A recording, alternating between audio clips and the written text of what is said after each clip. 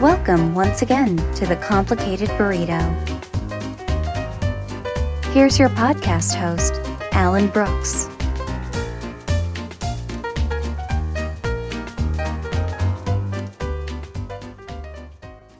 Today's guest is Clay Moor, author of The 21st Centuryon, which is a social satire set on the fictional planet of Cable. Arjun, Psychosis, and Proofrock are three of the main characters in this riveting tale of two armies fighting in a deadly game that in reality has been waged for the entertainment of the inhabitants of Planet C. Clay, welcome to the Complicated Burrito. Thank you. Great to be here. Hey, I love the way that you interlaced America politically and culturally within the fabric of the planet Cable. Oh, thanks. It was fun to do. Now, who are the Foundlings? What's their relation to the Sealings? Foundlings and the Maybe Mooners are more or less the same. Are they a gang? No, it's just a generation. Basically, it mirrors the baby boomers. The Foundling is a takeoff of Missing Link, only went the opposite way. That's brilliant. I was reading, just the definition of Centurion. That's a professional officer in the Roman army who commanded 100 men. And right. I was curious how you came up with the title plus all the unique names, the different names of your characters. Oh, just kind of come to, I don't know, pay attention to society and just parody mostly. 21st Centuryon, I spelled it different. I saw that. With a Y instead of an I. Yeah. Right. I think your book would be an incredible movie. I'm really into science fiction and adventure. Is there any plans for a possible movie deal? Well, I've got one screenplay written, but they changed things so much that it hasn't been adhering to this book as much as I'd like. So we'll try to get another screenplay written, and it was based on the high plains on a different planet, and the person who wrote it started it off in the jungle somewhere. So that's Hollywood. Right. Yeah. I was curious, is Arjun character based upon you? Are you Arjun? Oh, somewhat, I guess you could say. But I've never been to a different planet anyway. I heard someone say one time, every character in a book, there's a part of the author in it, so I'll just have to cop to that, I suppose, and say I am Arjun. I was curious about that. Now, you write a lot of poetry too, right? Yeah, I got a volume of poetry out. So you've published your work already, is that correct? Yeah. Is it available on Amazon? The book is, yes, Amazon and BarnesandNoble.com, but my poetry hasn't been. Mostly, this will be an introduction to it. Mm-hmm. They're not very thrilled about publishing poetry because it doesn't sell very well. Right. Now, when you were younger, you were in the Army and you served in the Special Forces. Is that right? Yes. So, there's a little bit of an embellishment to that. See, Clay Moor is my pen name. Right. The plume. Mm-hmm. So I was, I can't remember some of the biography of it. Now, is there any plans of doing a follow-up to the book, like a sequel? No, I might do a prequel, though, because the sequel is, if you go to the end of the book and read the very last 3 or 4 lines, you'll understand that the sequel's already been written. This is pre-biblical times. since it's on a different planet, it can be, anywhere, anytime. Right. Oh, that's really amazing. That's a cool twist. So you'd be going backwards and telling the story, right? Yeah, going backwards to go forward. That's cool. So, you purchased a farm when you got out of the service, and is that where you do all your writing? That's where I wrote this book, yeah. I'm more or less retired from farming now. Did you have livestock and all that kind of stuff, or? Oh, yeah, mostly just cattle. I didn't have chickens and stuff. We used to when I was a child. And pigs and such. Ate your own, a lot of stuff of what we own, what we raised, garden. Used to have a big garden, too. Right. Canned stuff. It's a lot of work. Yeah, it is. But it's worth it. It's rewarding. Mm-hmm. And, you don't have all the preservatives and stuff in your food. True.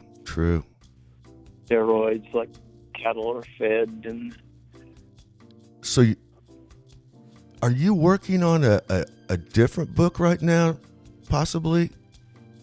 yes, I am. Is there any chance you could tell us when that might be available? Oh, probably by the start of next year, about this time. Now your last book, that was what was that, over 300 pages, right? Yeah, closer to 4. Now, how long does it take to put something like that together? That one took a long time. I'd never written anything before, and I was still working in the farm, so it took a while. I'd say about 5 years. Close to that, anyway. Now, with the current climate of politics in America, is this going to play into your new book? It plays into the old one mostly. No, the new one probably won't. Although I'm sure I'll make some snide comment here or there about what's going on. Well, reading your bio, it said that you were born in America, but not by choice, and so I figured you had a lot to say about the political climate. Yeah, it's mostly in that book. I think there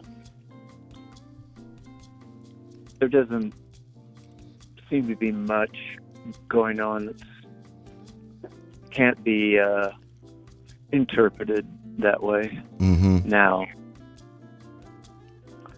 Boy, it's just gotten insane, the whole... Yeah, it's almost like a cult. I think that I think we've fallen into some kind of a vortex, and we woke up in a parallel universe, and because I don't recognize what's going on. I know it doesn't seem like America anymore. My father, he used to be whatever political leaning he was. He'd talk to people who were politically leaning the other way, and they just give each other the business, but there was never any hatred or volatile behavior because you didn't think the way someone else did. But now, some people won't even talk to you. Yeah, I've seen it myself, Mm-hmm. Like on the social media on Facebook, and but yeah, we'll have to see what happens in November, I guess. Yeah, I think I was reading a little bit of the psychology stuff, and cognitive dissonance really explains a lot of what's going on right now. What is that? What does that mean? Well, it's inharmonious in the thought process, where you can see blatantly one thing, but a person sees it interprets it differently. Okay. And be the exact same thing. That's roughly it. Oh, okay. Well, I see that every day. Yeah. Yeah. And you can't really have an argument and explain to someone because they're emotionally linked to their point of view. Mm-hmm. Well, It's somewhat egotistical or egoistical. Right. Well, we used to pretty much try and have an open mind and respect each other and agree to disagree, but yeah, it's a different world. Yeah. Put America first instead of what they think America should be, or getting kind of greedy too. Now, when you were, how did you get your book deal? You're with a publishing house, right? Right.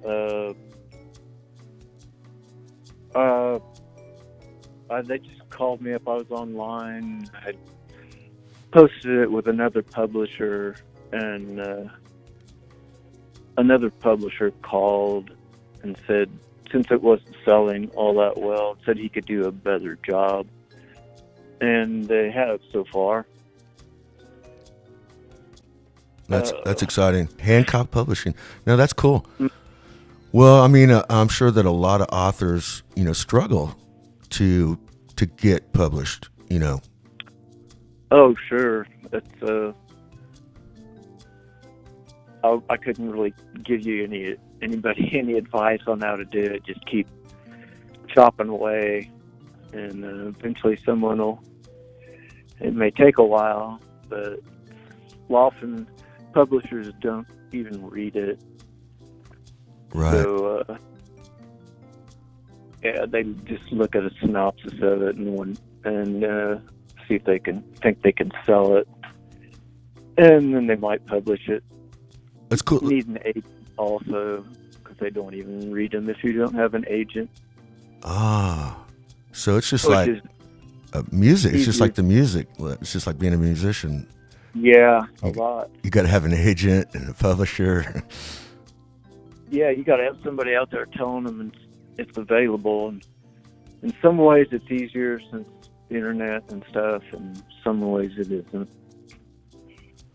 Well, you're on Amazon. That's huge. And now, what was the other? Barnes and Noble. Barnes and Noble. That's a big one. They got locations all over the country. So right now, if someone wants your book, they can order it online, or they can go to Barnes and Noble and physically order it. Correct? Yes. Awesome. Is it available to download? Yes. That's how. Is that through Kindle with Amazon? Yes. Okay, cool. Well,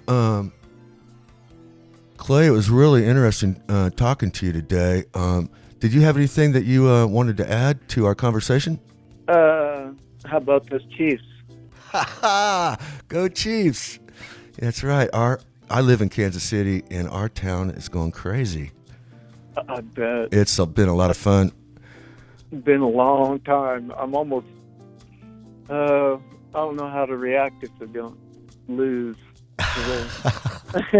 Yeah. Or hurry in, don't make it. I just.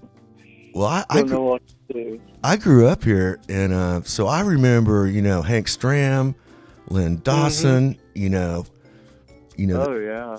So my roots go way back, and so it was real exciting. And I'll tell you a little funny story. Is I watched all the way up to into the fourth quarter, and my phone rang. I went in the other room, and I was talking. I come back. And we were losing when I got the phone call. And I come back and we're like up 11 points. And I was like, what happened? That's amazing. It was some game. Yeah. So I had to wait till the next day to see the replays so I could catch what happened. It was exciting. But yeah, I never did quite see the replay of that very last interception. I mean, the game was out of reach by then, but He went high up and got that thing. It was Yeah. That long pass. yeah. Yeah. And, went for the ball. Didn't bother if he hit the man. He didn't hardly hit the man, I don't think. He just threw it hard, man. The thing is that I was told, everybody was saying, they always they're the underdogs and they come back in the last few minutes, and sure enough. Yeah. But, I was sweating it. Well, Clay, it was really great talking to you today, and I want to thank you for being on the podcast. I'd like to have you back, when you get this new book out, and catch up with you and see what you've been up to. Hey, I'd be pleased. This punch. Well, Talk thank to you again. Yeah, thank you, Clay. You have a great day, sir, and I will talk to you soon. All right. Thank you very much. All right. Bye, Clay. Thank you. Bye. All right. That was a great conversation with Clay Moor, author of The 21st Centurion, available at Amazon and Barnes & Noble. On behalf of Revo 24 Radio, I'm Alan Brooks for The Complicated Burrito. Revo 24. Your 24-hour music connection, bringing you the best from across the globe.